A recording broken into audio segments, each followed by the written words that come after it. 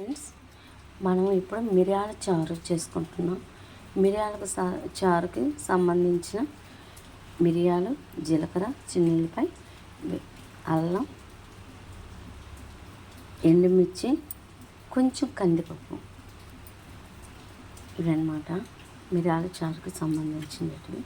ఇది ఒక పెద్ద నిమ్మకాయ సైజ్ అంతా, చింతపండు, కొత్తిమీర, కరివేపాకు, టమాటా, తగినంత ఉప్పు.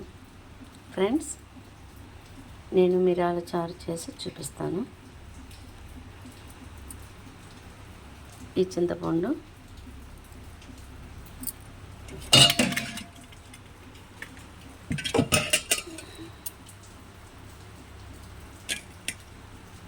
వేరొక గిన్నెలోకి వేసుకొని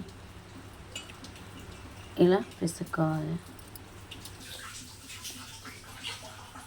చూడండి ఫ్రెండ్స్, మనం పట్టిన మసాలా మొత్తం రెడీ అయిపోయింది. ఇందులో టమాటాలు కానీ నేను పిసికేసాను. ఇలా కలుపుకోవటం, కొంచెం పసుపు యాడ్ చేస్తా. ఇప్పుడు ఇదిగోండి ఫ్రెండ్స్, కొంచెం పసుపు యాడ్ చేసుకున్నాము. ఇదిగో కొత్తిమీర కానీ,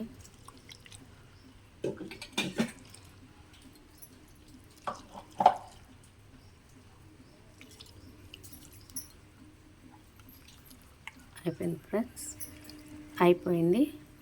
మనం ఇప్పుడు పోపుకు తాలింపు వేసుకుందాం.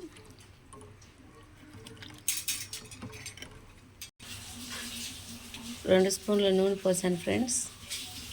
తాలింపు గింజలు వేసాను ఫ్రెండ్స్. ఉల్లిపాయలు వేసాను ఫ్రెండ్స్.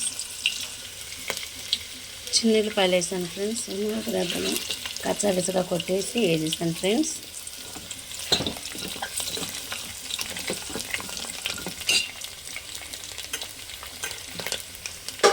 ఇదిగో చూడండి, కరివేపాకు వేస్తున్నాను.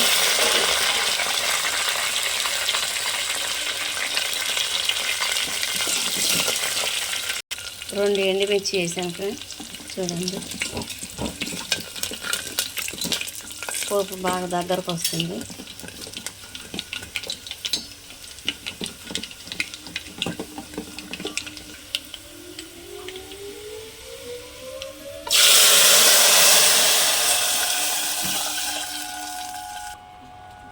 నేనైతేనండి ఇలాగా ఎండుమిర్చిని మొత్తం ఇలాగ కలిపేసుకుంటానండి. నాకు అయితే చాలా ఇష్టము.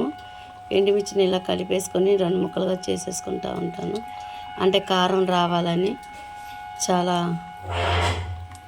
బాగుంటుంది. మీరు కానీ అలా చేయండి.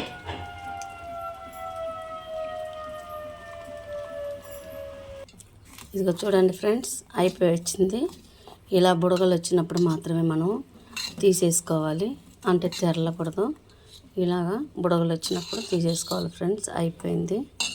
ఓకే ఫ్రెండ్స్, చాలా బాగుంది. గ్యాస్ కట్టేసాను ఫ్రెండ్స్. ఒక టేస్ట్ చూసి చెప్తాను ఫ్రెండ్స్.